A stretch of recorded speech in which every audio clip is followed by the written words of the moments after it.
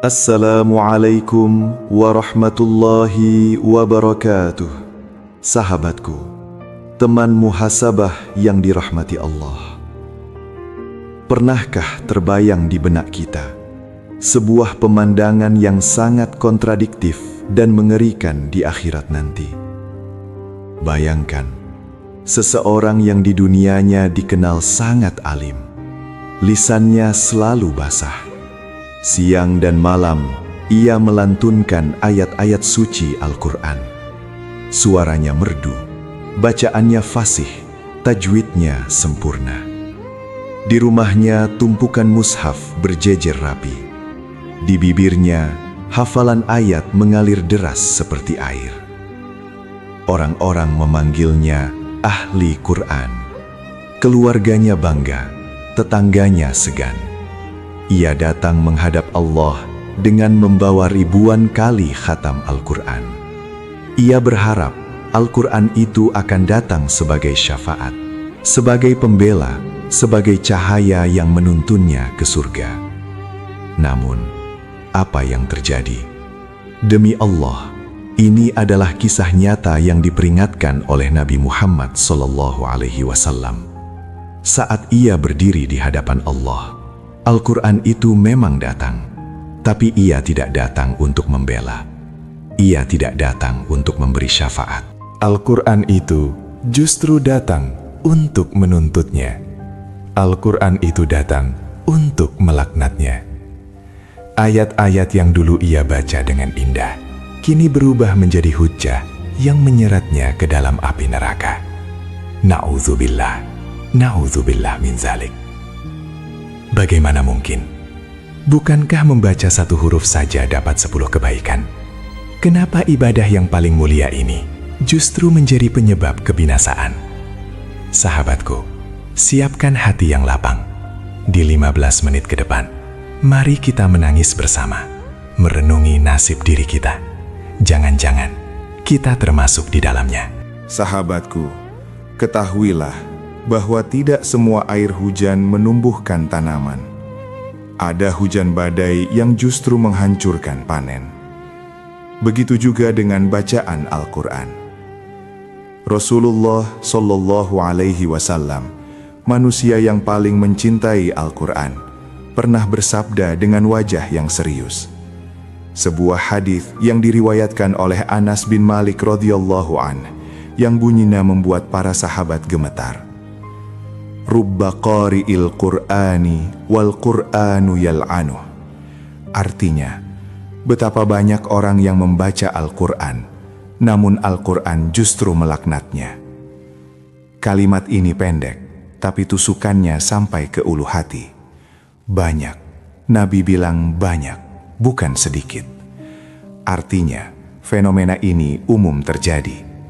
Mungkin terjadi di masjid-masjid kita, di rumah-rumah kita, atau bahkan di lisan kita sendiri saat ini. Apa arti dilaknat? Dilaknat artinya dijauhkan dari rahmat Allah. Bayangkan, kita sedang membaca kalamullah, perkataan Allah, untuk mencari rahmat, tapi yang didapat malah pengusiran dari rahmat itu. Mengapa Al-Quran bisa marah? Karena Al-Quran bukan sekadar susunan huruf untuk disenandungkan. Al-Quran adalah ruh. Al-Quran adalah pedoman hidup. Jika kita membacanya, tapi kita mengkhianati isinya, maka huruf-huruf itu akan menuntut pertanggungjawaban. Mari kita bedah satu persatu dosa-dosa tersembunyi apa yang membuat seorang pembaca Al-Quran justru dimusuhi oleh kitab sucinya sendiri. Sebab pertama, dan yang paling sering terjadi, adalah membaca tapi tidak mengamalkan. Atau lebih parah, membaca ayat larangan, tapi ia sendiri yang melanggarnya saat itu juga. Coba kita renungkan, berapa kali lisan kita membaca ayat tentang larangan berdibah, menggunjing. Wala yaghtab ba'dukum ba'dha. Dan janganlah sebagian kamu menggunjing sebagian yang lain. Ayat itu keluar dari mulut kita dengan tajwid yang fasih. Tapi, beberapa menit setelah menutup mushaf, mulut yang sama digunakan untuk membicarakan aib tetangga. Mulut yang sama digunakan untuk mencela saudara muslim. Saat itulah Al-Quran melaknat. Wahai fulan, kau baca laranganku, tapi kau injak-injak hukumku. Kita membaca ayat tentang larangan memakan harta haram dan riba, tapi dalam keseharian, kita masih curang dalam timbangan dagang. Kita masih memakan hak anak yatim. Kita masih nyaman dengan transaksi yang jelas-jelas dilarang Allah. Seorang ulama besar, Imam Al-Ghazali, pernah menyindir hal ini.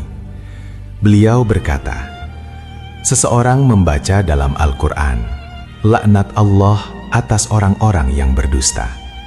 Padahal dia sendiri adalah pendusta. Maka tanpa sadar, dia sedang mendoakan laknat untuk dirinya sendiri. Setiap kali ia membaca ayat laknat bagi pembohong, Al-Quran berkata, itu kamu yang sedang membaca, kamulah pembohong itu. Ya Allah, betapa mengerikannya. Kita mengira sedang panen pahala, padahal kita sedang menumpuk sumpah serapah Al-Quran kepada diri sendiri. Sebab kedua adalah penyakit hati yang sangat halus, yaitu membaca Al-Quran bukan karena rindu pada Allah, tapi karena rindu pada pujian manusia. Ini adalah kisah tentang orang pertama yang diseret ke neraka. Bukan pembunuh, bukan pezina, tapi seorang qori, pembaca Al-Quran. Nabi SAW bercerita tentang pengadilan akhirat. Didatangkanlah seorang yang semasa hidupnya rajin membaca dan mengajarkan Al-Quran. Allah bertanya padanya, apa yang telah engkau lakukan dengan nikmatku? Orang itu menjawab dengan percaya diri, ya Allah, aku membaca kitabmu siang dan malam, dan aku mengajarkannya karena engkau. Apa jawaban Allah? Allah berfirman, kadzabta, engkau dusta. Malaikat pun berseru, engkau dusta. Allah berfirman, engkau membaca Al-Quran hanya supaya orang-orang memanggilmu qori, orang yang bagus bacaannya, supaya engkau disebut ahli ibadah, dan gelar itu sudah engkau dapatkan di dunia. Pujian, Masya Allah, suaranya merdu, hebat hafalannya, Ustadz kondang, itulah upahmu, sudah lunas di dunia. Di sini tidak ada lagi bagian untukmu. Lalu orang itu diseret wajarnya di atas tanah dan dilemparkan ke dalam api neraka. Sahabatku, coba cek hati kita. Saat kita mengaji, lalu merekamnya dan upload ke media sosial, apa niat kita? Apakah ingin syiar? Atau ingin komentar? Adem banget suaranya. Saat kita jadi imam sholat, lalu kita perindah suara kita berlebihan, apakah agar makmum khusyuk atau agar makmum kagum pada kita? Jika ada sebersit saja niat ingin dipuji, hati-hati. Al-Quran itu suci. Dia tidak mau diduakan dengan ambisi duniawi. Bagian kelima ini membahas tentang ciri fisik yang disebutkan Nabi. Kaum yang membaca Al-Quran, tapi bacaannya la yujawizu hanajirahum, tidak melewati tenggorokan mereka. Apa maksudnya? Suara mereka berdengung kencang di pita suara, keluar lewat mulut dengan fasih. Tapi, getaran ayat itu berhenti di leher, tidak turun ke dada, tidak meresap ke dalam kolbu, hati. Mereka membaca, tapi hati mereka keras membatu. Mereka hafal ribuan ayat, tapi akhlaknya buruk. Suka marah, suka mencaci maki, merasa diri paling benar, dan mudah mengkafirkan orang lain. Inilah ciri kaum Khawarij yang diperingatkan Nabi. Mereka rajin sholat sampai jidatnya hitam. Mereka rajin puasa sampai badannya kurus. Mereka rajin baca Quran, suaranya seperti lebah. Tapi Nabi menyebut mereka anjing-anjing neraka. Kenapa? Karena Al-Quran tidak melembutkan hati mereka. Justru Al-Quran membuat mereka sombong. Mereka menggunakan ayat-ayat Allah sebagai pedang untuk melukai sesama muslim, bukan sebagai obat untuk menyembuhkan penyakit umat. Sahabat, Al-Quran itu diturunkan sebagai syifa, obat bagi apa yang ada di dalam dada. Jika kita rajin mengaji, tapi hati kita masih penuh dengki, masih suka menyimpan dendam pada saudara, masih pelit, masih sombong, berarti bacaan kita baru sampai di tenggorokan, belum sampai ke hati. Dan bacaan yang tidak sampai ke hati tidak akan naik ke langit untuk diterima Allah. Sebab selanjutnya adalah penyakit mengejar setoran. Di zaman sekarang, kita sering terjebak pada kuantitas, jumlah, melupakan kualitas. Kita bangga berkata, "Alhamdulillah, bulan ini sudah khatam 3 kali. Saya one day one juz." Itu bagus, sangat bagus. Tapi, perhatikan cara bacanya. Banyak yang karena ingin cepat selesai 1 juz, bacanya ngebut, rup, seperti orang kumur-kumur. Hurufnya tertabrak-tabrak, panjang pendek, mat dilanggar, dengung, gunnah dihilangkan. Yang penting selesai, yang penting target tercapai. Ibarat orang makan, ia menelan makanan tanpa dikunyah. Bukan sehat yang didapat, malah tersedak dan sakit perut. Membaca Al-Quran dengan merusak tajwid demi kecepatan adalah dosa. Allah memerintahkan, "Warattilil Qur'ana tartila," dan bacalah Al-Quran itu dengan perlahan-lahan atau tartil. Al-Quran dilaknat bagi mereka yang membacanya seperti memakan kurma busuk, cepat, asal-asalan, tanpa rasa hormat. Ingatlah sahabat, Allah tidak akan bertanya, berapa kali kamu khatam? Tapi Allah melihat bagaimana caramu berinteraksi dengan firman-Ku. Satu ayat yang dibaca dengan air mata dan perenungan jauh lebih berat timbangannya daripada 30 juz yang dibaca seperti burung berkicau tanpa makna. Bagian ke-7. Ini peringatan bagi kita semua, terutama yang diberi amanah ilmu agama, yaitu mereka yang menjual ayat Allah dengan harga murah. Apa maksudnya? Mereka menggunakan Al-Quran untuk tujuan duniawi semata. Membaca Quran kalau ada amplopnya, mengajarkan Quran kalau ada bayarannya, atau yang lebih halus, menggunakan dalil-dalil Al-Quran untuk membenarkan kebatilan demi menyenangkan atasan, pejabat, atau demi popularitas. Mereka memelintir tafsir ayat, yang haram dibilang halal, yang halal dibilang haram, asalkan pesanan duniawinya terpenuhi. Al-Quran dijadikan barang dagangan. Rasulullah Shallallahu Alaihi Wasallam bersabda, "Bacalah Al-Quran dan mintalah pahala kepada Allah dengannya, karena nanti akan datang suatu kaum yang membaca Al-Quran, lalu mereka meminta-minta harta kepada manusia dengannya." Hadis Tirmidzi. Jangan jadikan Al-Quran sebagai alat pencari nafkah, jadikan ia pedoman hidup. Maka Allah yang akan menjamin rezekimu dari jalan yang tak disangka-sangka. Jika Al-Quran sudah dijadikan alat komersil tanpa keikhlasan, maka ayat-ayat itu akan menuntut haknya di akhirat nanti. Mari kita rehat sejenak dari teori. Dengarkan kisah ini baik-baik. Kisah tentang seseorang di zaman tabi'in. Ada seorang lelaki yang dikenal hafal Al-Quran. Ia ikut berperang di jalan Allah. Ia selalu di barisan depan. Suatu hari, ia terluka parah. Orang-orang mengerumuninya dan berkata, "Bergembiralah engkau, wahai fulan, surga menantimu." Tapi apa yang terjadi? Di detik-detik sakaratul mautnya, dalam rasa sakit yang luar biasa, tiba-tiba ia berteriak marah. Ia tidak sanggup menahan sakit. Lalu ia mengambil pedangnya sendiri, meletakkannya di dadanya, dan menjatuhkan diri di atasnya. Ia bunuh diri. Orang-orang terkejut. Bagaimana mungkin? Hafiz Quran, pejuang, matinya bunuh diri. Ternyata selama ini, ia berjuang bukan karena Allah. Ia berjuang agar disebut pemberani. Dan hafalan Qurannya tidak mampu mencegahnya dari putus asa. Al-Quran itu ada di kepalanya.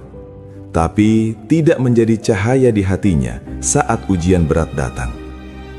Kisah ini mengajarkan kita, jangan tertipu dengan casing luar. Hafalan banyak bukan jaminan husnul khotimah jika hati tidak berakidah dengan benar. Sahabat, jangan sampai kita di dunia terlihat memeluk Al-Quran, tapi di saat sakaratul maut nanti, Al-Quran lari dari kita. Mulut kita terkunci, tidak bisa mengucapkan la ilaha illallah, karena selama hidup mulut itu penuh kepalsuan. Sekarang, sampailah kita di bagian terpenting, muhasabah diri. Pertanyaan untuk saya pribadi dan untuk Bapak Ibu semua. Kapan terakhir kali kita membaca Al-Quran dan kita merasa, ayat ini sedang menegur saya? Kapan terakhir kali kita membaca ayat tentang neraka, lalu kita berhenti sejenak, merinding, dan memohon perlindungan? Kapan terakhir kali kita membaca ayat tentang surga, lalu hati kita berbunga-bunga rindu padanya? Atau jangan-jangan kita membacanya datar saja, seperti membaca Quran, lewat begitu saja? Umar bin Khattab radhiyallahu an, sosok yang gagah perkasa, pingsan saat mendengar satu ayat tentang azab dibacakan. Ada bekas garis hitam di pipinya karena seringnya menangis. Itulah interaksi yang benar, hati yang hidup. Jika kita baca Quran, tapi hati terasa gersang, jangan salahkan Qurannya. Salahkan wadahnya, hati kita, yang mungkin masih kotor oleh dosa-dosa maksiat, dosa makanan haram, atau dosa kesombongan. Mari perbaiki adab kita. Sebelum membuka mushaf, istighfar dulu. Bersihkan mulut dengan siwak atau sikat gigi, wudu yang sempurna. Lalu niatkan, ya Allah, aku ingin bicara denganmu. Berilah aku petunjuk, tegurlah aku jika salah. Jadikan Al-Quran sebagai cermin. Lihat kekurangan diri kita di sana, bukan untuk melihat kekurangan orang lain. Sahabatku, teman muhasabah, waktu kita tidak banyak. Sebentar lagi, mushaf yang kita pegang akan tertutup selamanya. Mata kita akan tertutup selamanya. Di dalam kubur yang gelap dan sempit sendirian, hanya Al-Quran yang bisa datang menemani kita. Berwujud sosok pemuda yang indah dan harum. Ia akan berkata, "Jangan takut, aku adalah Al-Quran yang dulu kau baca sampai kerongkonganmu kering, yang dulu kau amalkan isinya." Tapi, jika kita salah niat, yang datang adalah sosok mengerikan yang melaknat kita. Mari kita berdoa, memohon kepada pemilik kalam ini. Ya Allah, ya Rabbana, jadikanlah Al-Quran ini sebagai cahaya di hati kami, pelipur lara kesedihan kami. Jangan jadikan Al-Quran sebagai musuh yang menuntut kami di hari kiamat nanti. Ya Allah, ampunilah jika selama ini bacaan kami penuh dengan riya, penuh dengan ketergesaan, dan jauh dari pengamalan. Lembutkanlah hati kami yang keras ini, agar bisa menangis saat membaca ayat-Mu. Jadikanlah kami ahlul Quran yang Engkau cintai, keluarga-Mu di bumi ini. Allahumma arhamna bil Quran. Rahmatilah kami dengan Al-Quran. Jadikan ia pemimpin, cahaya, petunjuk, dan rahmat bagi kami. Amin, amin ya Rabbal Alamin. Terima kasih sahabat sudah menyimak sampai akhir. Semoga video ini menjadi titik balik bagi kita untuk memperbaiki hubungan kita dengan Al-Quran. Bukan sekedar mengejar khatam, tapi mengejar paham dan amal. Sampai jumpa di renungan berikutnya. Wassalamualaikum warahmatullahi wabarakatuh.